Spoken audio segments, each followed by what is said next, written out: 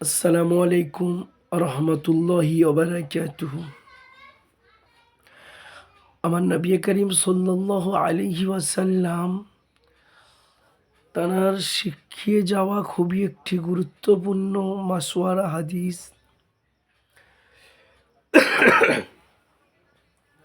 আমার রসুল বলে গিয়েছেন, হে মুসলমান, খুবই খেয়াল করো।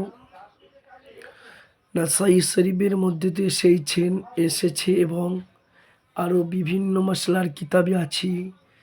যখন পেশাব করতে তাকাজা আসবে, পেশাব করার জন্য প্রস্তুত হবে,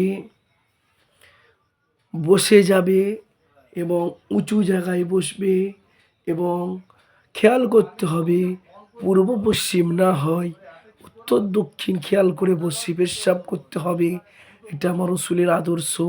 আসসালামু আলাইকুম। বেশি বেশি করে শেয়ার করবেন, ফলো করবেন, লাইক করবেন।